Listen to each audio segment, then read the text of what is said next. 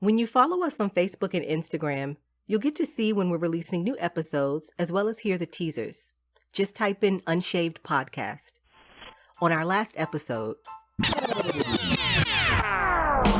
in this second of 4 parts of my conversation with my guest Daryl, he shares his experiences and insight.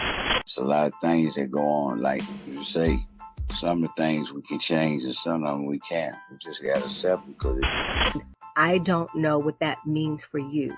When you say I had to accept that I was an addict, because it's always, because, I learned that, a lot of stuff is centered in my thinking. it just leaves a lot of room for disappointments. And sometimes we just have a lot of unhealthy expectations, unrealistic expectations. So I said, man, you just got to, that's what they do. So you got to deal with it. You have to keep them in front of you. If you know they be telling or doing this and that, no, don't do nothing to make them go tell on you. I just try not to expend my energy getting upset about.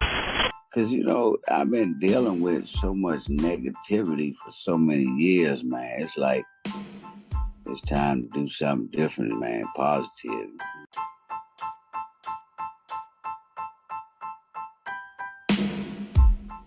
Hey, welcome to Unshaved.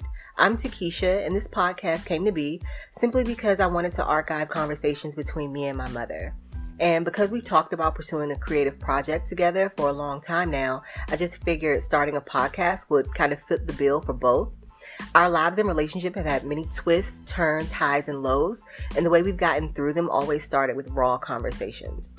We're consistently pursuing a deeper understanding of not only each other and our relationship, but also of ourselves. If the topics and conversations explored in this space help you to navigate your journey in any way, then that's even better. So whether it's just myself or if I'm joined by my mom or other guests, you can expect content that is explorative, honest, and maybe even just a little bit outside the lines. Welcome to Unshaved.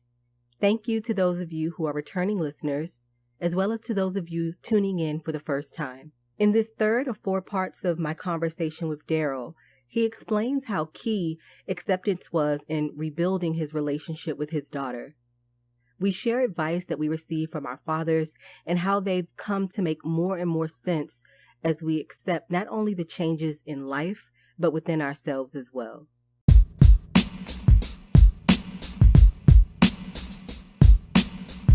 Yeah, I was saying I was out of her life for about like 13 years, right? And when I finally came home and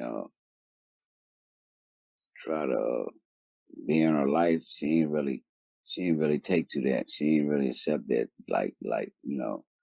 and she was like, man, you been gone all this time, and you think you can just come back home and this and that and other. So we went through a little thing for a while. I think when she was, I think she was holding resentments, right? That's what it was. She was holding resentments and stuff, right? Because she she had to go through the little system, man. Because I was locked up and her mother was acting up and all that stuff. So her and the rest of the sister and brother had to go in the system, right? And but they was in foster care, but they was in foster care through a family member, her mother's, because they wanted to keep all the kids together, right? They didn't want them to be all separated in the system, right? So they went with an aunt, they went with an aunt.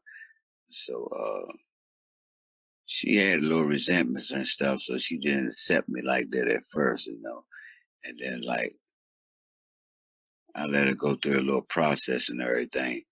So one day I was just calling and see if I could come and see her and we can talk and all that. And that's what happened. So I was just telling her about me myself because she was hearing stuff from other people and stuff like that, So I let her hear from the horse's mouth and stuff like that. So I had to accept the fact that I wasn't a good father like that early on, And but today we real good. We got a real good bond now. And she got she got a baby. I'm a grandfather now. And see, when my daughter was young and coming up, stuff like that, I wasn't able to see her because I wasn't around. But it's like I'm going to do for my granddaughter what I ain't do for her early on. You know what I'm saying? So it's a good thing. She bring up here, see me all the time. She FaceTime me. She sends me pictures on the record. So, you know, because, when she ain't want to be bothered with me, I got in my feelings. I was all mad and stuff like that. But I just had to accept the fact how she was feeling and what she was going through, that resentment thing. But now we cool. We talk every day, FaceTime, text, you know what I'm saying? So I'm just saying that accepted thing just touch a whole lot of stuff, man. Yeah, I'm glad to hear that, your relationship is healing with your daughter. That's important. And it's also important, like you mentioned, that just because we're in a certain place with something, it doesn't mean, when other people have been involved in this situation that they're in the same place. And you have to give people room and accept, like it is, accept what you can change, what you can't, and have the wisdom to know the difference. You can't go back and be the father that you wanted to be to her before. You can't do Right. that. What you can do, like you said now, show up now, be there for her Yeah. if she needs you now, and be there Yeah. for your granddaughter in these formative years where you weren't for her. Yeah. And Man, that's the power of, acceptance and making changes and taking responsibility and yeah. accountability. Absolutely. Yeah. That's what I do. I ain't lying. I'll be there, both of them, and I feel good about doing it. So I just, that's, that's a good thing. That's a good thing. So, uh, but I never knew like certain terms that we can use,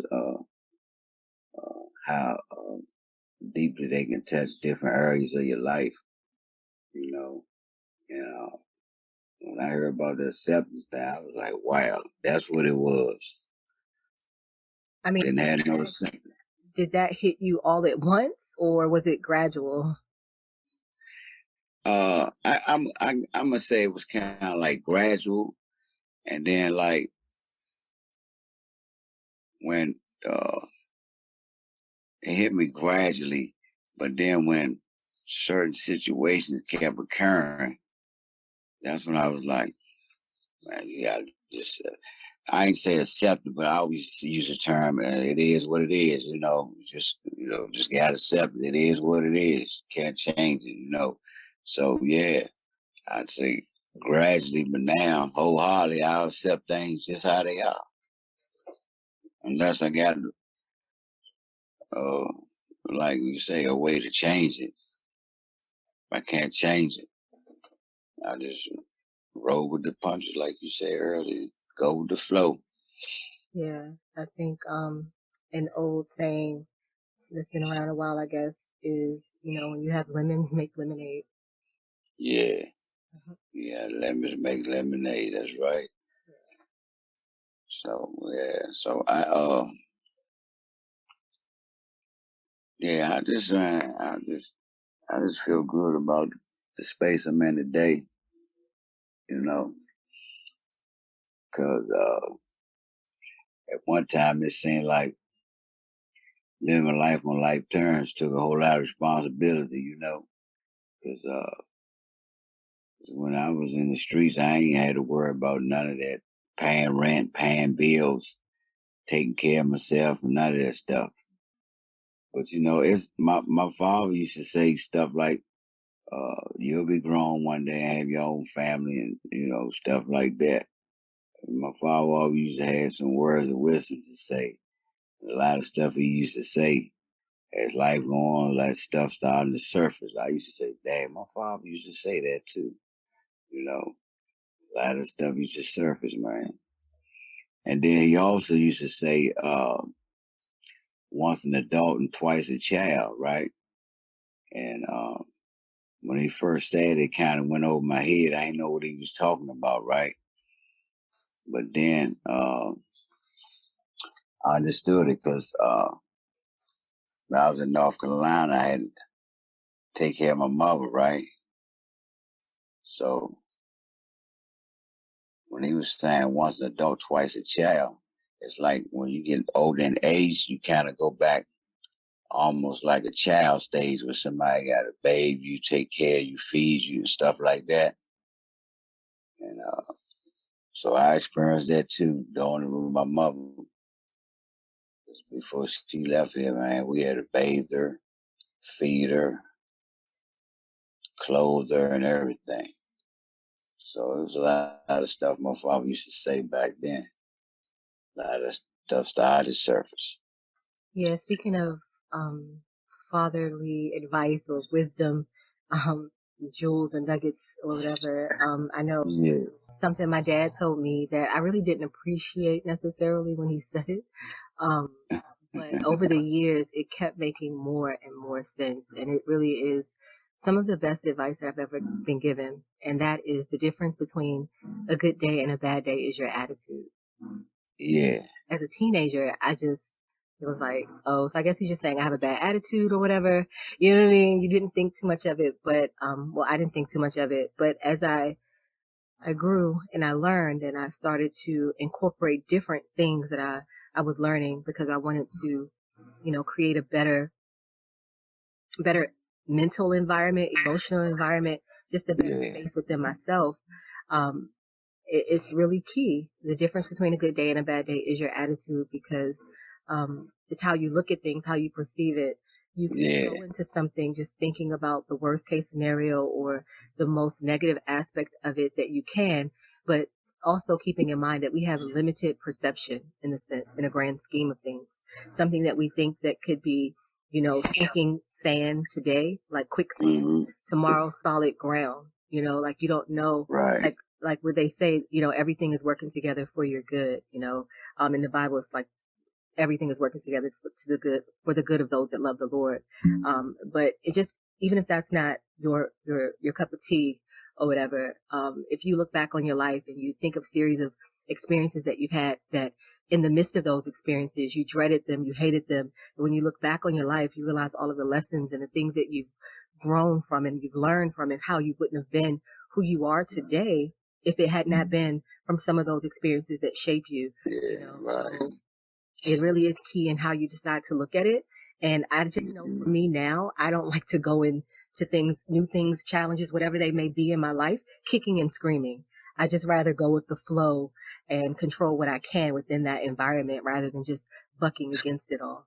Yeah, and that term you just said too, I heard that later on too in life about the what determine the good and bad is your attitude. I heard that one too. Yeah, I heard that one too. That was a good one too. Yeah. And you're right though. And you're right. That's just how you, yeah. Your day goes according to how your attitude is. That's you sure correct about that. Yeah, because it's really about our perception and how we choose to see things and what we choose to do with that. Yeah. The only thing that we really have control over is our response to things. Like you mentioned earlier, we can't control other people. We can only control our behaviors, our responses, and whatever input we can give. Because I ain't lying. I used to feed right into that crazy stuff, negativity. I used to feed right into it, man. I ain't lying. I used to feed right into it. And then what you do is you take on everybody else's energy and it becomes your own. And it's like, where the hell all this come from? This is not even me, just. Yeah. Because I had a counselor one time and he said, man, yeah, you just let that dude control you by what he said. Exactly. I say, huh? He said, yeah, man, you just let that man control you by what he said. And I had to look that up. I said, wow. I said, okay, I get it. I get it now. I get it now. And that's also just giving over your power, right? Like Yeah, if you're at yeah, the whim of everybody else's comment and concern, yeah, yeah. you're gonna be flip flopping all over the goddamn place. It's just like you have to be grounded and centered in who you are. And like you said, somebody want to say something crazy, that's more of a reflection of who they are. Now there is certainly time we can self reflect and say, I can improve here or whatever. But if somebody is just really trying to get under your skin and you allow them to, that is simply you giving them your power. Yep, you give me that power. Exactly. Yep, you give me your power, man. I was like, I was just, I was just so impulsive, man. It didn't make no sense, man. I was ready to take a knife and stab you or whatever, but I don't do that no more. I don't carry a knife no more. I don't do none of that, because the last little incident I got in was stabbing somebody was on a job. I was at work, Wow. and this was like in 2015. But it wasn't actually what he said, what he did. He put his hands on me, at that time, and I think I just blacked out. Well, I mean, self-defense is a little different, and I can understand how that. I mean, usually I think the responses are fight or flight, so it's natural for one to feel as though they should defend themselves. If nobody should be putting their hands on anybody. So if you put your hands on somebody, you can kind of expect to get dealt with to some degree. Like, I mean, I not just, everybody is, slap one cheek and I'll turn around and let you slap the other. I'm not there, so yeah, that takes real work, I guess. like, people was like, why you ain't call the police and this and that. I don't come from that place. I come from a place where you hit me, I'm gonna hit you back. I guess, we could say the more responsible thing, I guess, in this situation could be to call the police, but I'm still inclined to, like, And and like I said, I was at work and I was working in an environment with people that was like ex drug addicts, homeless and stuff like that. And they was clients and stuff, right? And I was a staff member. And they was saying like, you should have, man, I ain't, this was like early in the morning. I was in my office, and a dude came to my office, said a few words, and I said something, punched me in my face, and then he ran. so I And guess I, stepping back, right, we can think about what do we have to lose in a situation like this. There's a lot of things you have to evaluate, and it could. I guess it's like your ego, your pride versus, and you know what? And I say that's what it was. yeah. That's what it was. Cause I was like, I can't walk around that nigga talking about he stole me in my face and I ain't do nothing. Oh no. And then, for real, the dude was actually like probably 6'4", 6'5", like 270, 80 or something like that. And I'm like, when he hit me, he should have knocked me out. But man, I ate it. And I went and got a butcher knife. Mm. So, and like you said, I wasn't thinking because I was like, damn, I wasn't even thinking, man. And I'm saying because I ain't started thinking till I got down Central Cell. Put it like that. Sorry. Yeah, I guess Cause that'll make you reevaluate some thoughts and yeah, cause I'm decisions. like, oh man. Yeah. I said this history of being locked up, my record. That's all I kept saying. Oh man, I'm through booking. I'm through booking. That's all I kept saying. I'm through booking. So when I went to court, they charged with assault with a deadly weapon. So I said, oh wow. That's serious. And then they let me out on personal recordings till I went back to court. So I had this lawyer, and she say, since you've been home and everything, you made it off parole without violating. Uh, then I was working with the kids for a minute, doing a little mentoring and all this kind of stuff. And she had mentioned all that to the judge and everything. And then I had my mental health counselor with me, and she was there, a little support and everything. So the lawyer came and said, so what they want to do, they want to drop the assault with a deadly weapon.